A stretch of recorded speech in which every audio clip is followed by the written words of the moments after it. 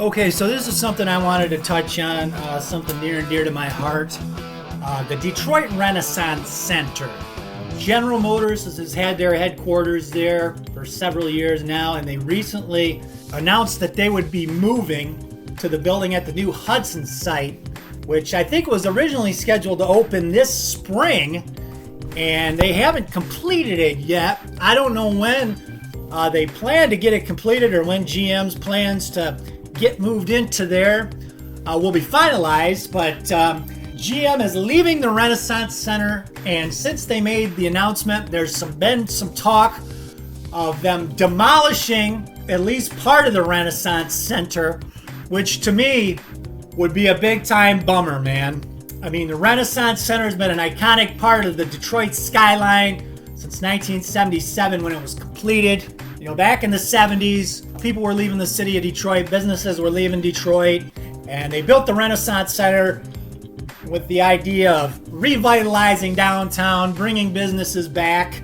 But even after they completed the project into the 80s and 90s and well into the 2000s, downtown Detroit, for the most part, was almost kind of like a ghost town. I worked down there in the 2000s, and even during the week, there was very little of what you'd call hustle and bustle downtown.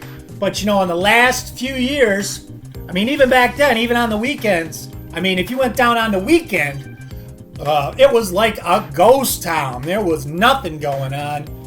And then they built Comerica Park in 2000, followed by Ford Field in 2002. But as far as the downtown area in terms of offices and entertainment and businesses, it was like a ghost town.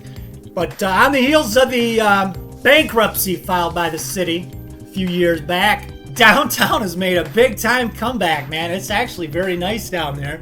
A lot more to do down there, a lot more hustle and bustle in terms of businesses. And then, of course, COVID-19 really did a number on the office buildings downtown.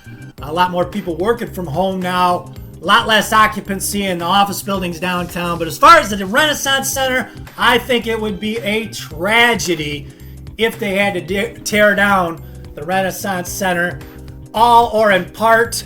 I hope they can find a way to repurpose it or find a new tenant for it. Because I can remember when I was younger, we went down there a couple times for my birthday. We had dinner in the restaurant at the top of the hotel, which at the time would have been the Westin. It was a restaurant called the Summit. It was a rotating hotel on the top floor, or a rotating restaurant on the top floor. I just thought it was fantastic, man.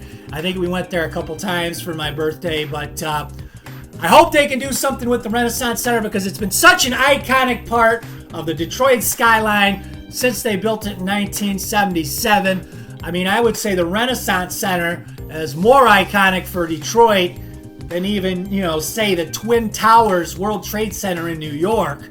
As big of a part of the New York skyline as the Twin Towers was. And then, of course, after the September 11th attacks, left a huge void in the New York skyline. But, you know, New York still had that iconic skyline with all the huge buildings, the Empire State Building, all the other big buildings and whatnot. But, man, if you take the Renaissance Center down in Detroit, there's going to be a huge void. I mean, before they had the Renaissance Center, you had the Penobscot Building was the tallest building downtown. It's since been surpassed by a couple other new buildings. One Woodward Center, the new Hudson Building is going to be taller. Of course, the Renaissance Center. But, you know, back then it was the Penobscot Building was pretty much all you had. You had the Guardian Building, a couple other buildings, but the Penobscot was the tallest.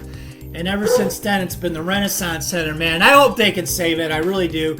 It'd be a big time bummer if it had to see it go. But I just wanted to touch on that. When I heard they were talking about tearing down at least part of the Renaissance Center, I was kind of stunned.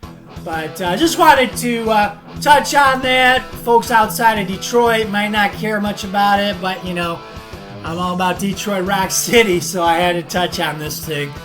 We'll see you next time. Who's here?